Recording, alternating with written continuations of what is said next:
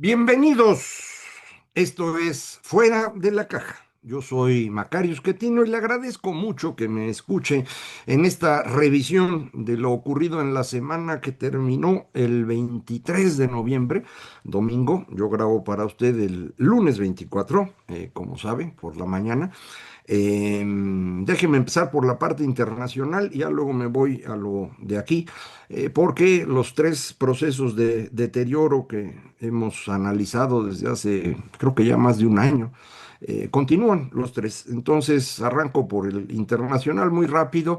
¿Se acuerda usted de esta fin de la guerra entre Israel y Hamás? Eh, evidentemente no fue así. Eh, lo que negociaron, que ya no hubiera enfrentamientos y una zona y no sé qué. Bueno, ya en esta semana tuvimos ataques terroristas palestinos en Israel, tuvimos ataques israelitas en Gaza y también bombardeo nuevamente en Líbano, persiguiendo a la dirigencia de Hezbollah en ese lugar. Entonces, pues el conflicto continúa, a lo mejor un poco menos que antes, ojalá se acabara, pero pues es un tema que no se resuelve así de sencillo como creía el señor Trump, que por cierto acaba de enviar este viernes una propuesta de solución a la invasión Rusia en Ucrania, que pues a mí me parece comparable a lo que se hizo en 1936 en esta reunión en Múnich, en donde el primer ministro británico, el señor Chamberlain, estaba convencido que había terminado con la guerra, habiéndose sometido a los deseos de Hitler de ocupar la zona de los Sudetes. Ya sabe usted, el resultado fue la Segunda Guerra Mundial. Churchill dijo en ese entonces, se les ofreció la opción entre el deshonor y la guerra. Optaron por el deshonor, tendrán la guerra. Creo que eso es lo mismo que pasa ahora. Está clarísimo que ni Ucrania ni Rusia van a ganar esto y por tanto que se necesita un acuerdo. El tema es que el acuerdo está muy cargado a favor de Rusia. Se le reconocería la soberanía sobre las dos regiones que ocupó desde el inicio en 2022, Donetsk, Lugansk y Crimea, que ocupa desde 2014. Todo eso era Ucrania y lo tiene que entregar. Eso es lo que dice el señor Trump. Eh, Entrega un poquito más, les limitan la cantidad de efectivos que puede tener el ejército de Ucrania y lo único que se ofrece es que a partir de este momento cualquier ataque ruso será considerado un ataque a Occidente y por lo tanto recibirá una respuesta de la OTAN directamente. Es decir, Ucrania cede territorio a cambio de recibir una garantía de palabra de que ahora sí la OTAN los va a ayudar. Eh, el señor Zelensky no está convencido de eso, eh, pero pues para poder hacer algo distinto necesita el apoyo de Europa y Europa no ha avanzado lo suficiente en la construcción de una fuerza armada como para enfrentar a Rusia. Eh, yo no estoy seguro de en qué dirección van a ir las cosas. Yo creo que hoy mismo la Unión Europea o Europa, si quiere usted ponerlo así, si se pone de acuerdo, tiene con qué enfrentar a Rusia. No tienen, obviamente, el armamento nuclear, pero suponemos que Rusia tampoco lo va a ocupar. En una guerra convencional, ahorita, la fuerza combinada de distintos países europeos sí alcanza para derrotar a Rusia. Les recuerdo, Rusia es un país inmenso, pero con una población ligeramente mayor a la de México y con un ingreso ligeramente mayor al nuestro. Es decir, con eso no da para potencia.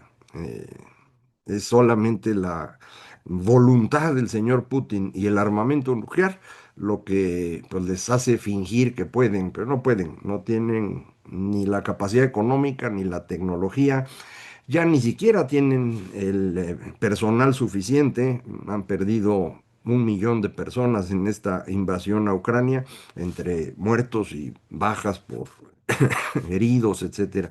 Entonces, por ahí yo no sé bien qué va a pasar, pero eh, no me parece que estemos avanzando en la dirección correcta. Más bien, el señor Trump tiene sus ideas de que él puede resolver problemas y finalmente no los resuelve. Entonces, pues las cosas van empeorando. Pero bueno, dejemos lo internacional, vámonos aquí a México, en donde los datos económicos se publicaron el viernes.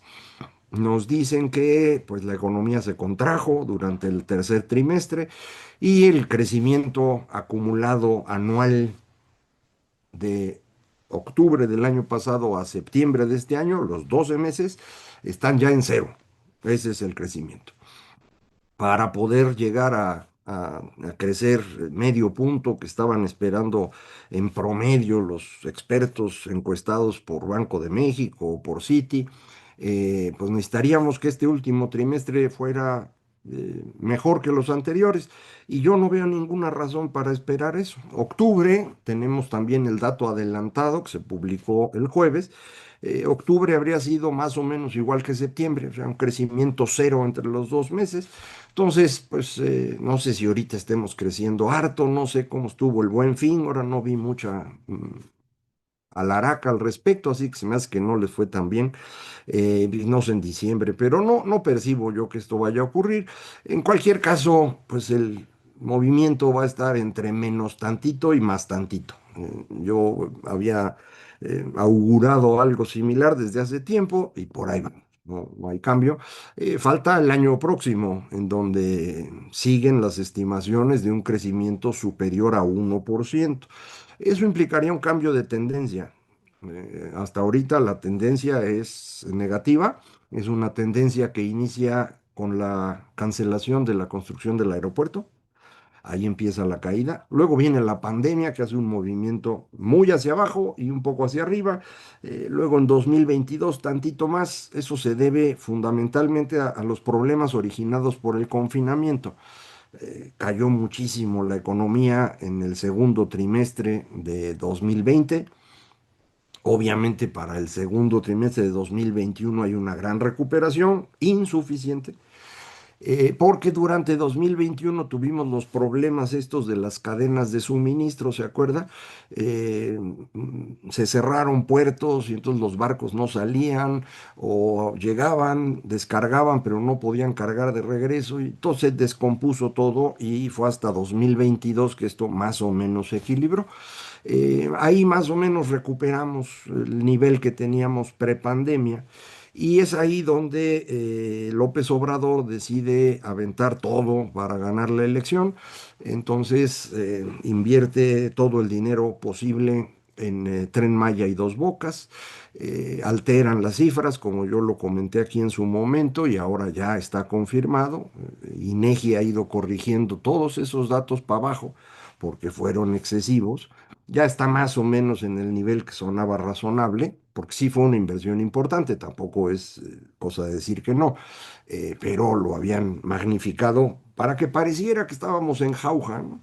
Y desde mediados de 2023, apuntando a la elección de 2024, el Obrador amplía el número de personas que pueden recibir la pensión, sobre todo, fue el gasto más grande, aumenta la pensión, reparte dinero, la gente bien contenta, porque dice, pues, la economía está a todo dar, yo no sé por qué se quejan si todo funciona. Fueron, votaron, ganó Morena, como ya sabe usted, y ya sabe usted el golpe de estado posterior, yo ya no me meto en eso. Pero pues a partir de ahí viene la caída.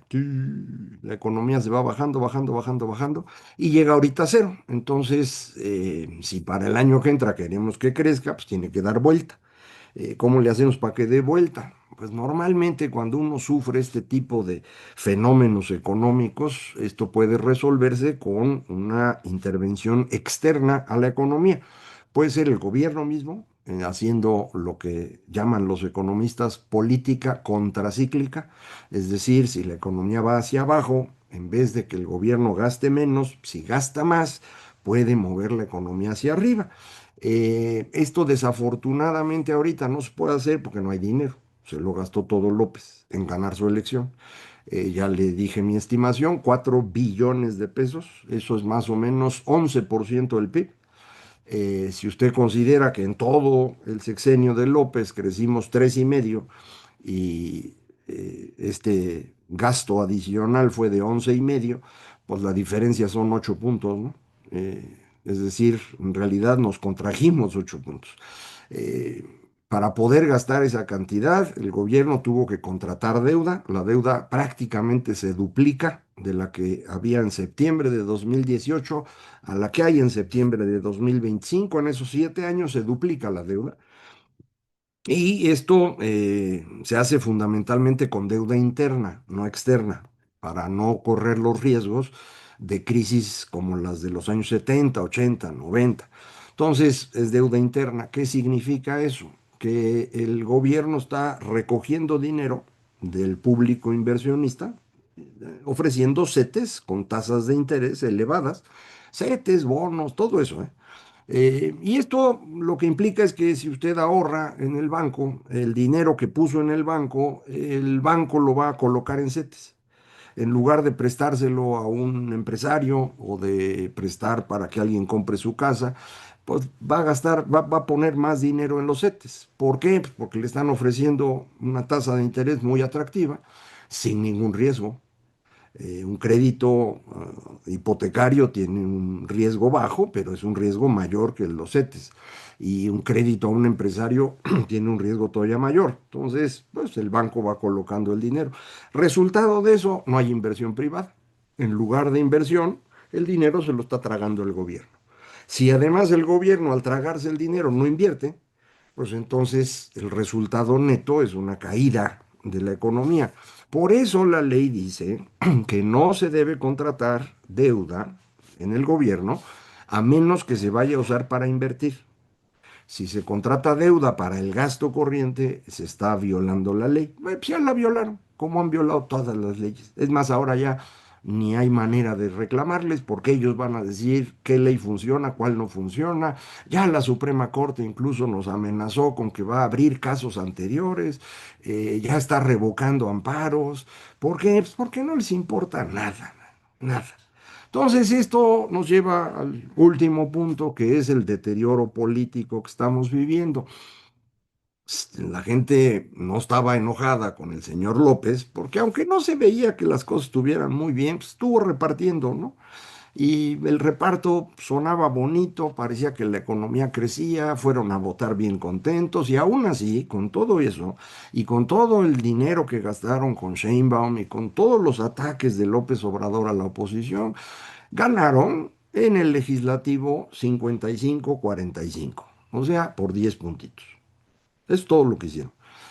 Nos costó una fortuna, se gastaron el dinero del gobierno en las campañas, actuaron ilegalmente y ganaron por tantitito, apenitas. De allá para acá, que las cosas han seguido deteriorándose, que el tema de seguridad ha crecido, que ha sido evidente el saqueo de parte de Morena del dinero público, el enriquecimiento de una gran cantidad de funcionarios, de políticos, de familiares del expresidente. Se ha hecho evidente la cercanía entre el expresidente y los grupos del crimen organizado. Pues en ese año, me parece, han perdido apoyo, ¿no?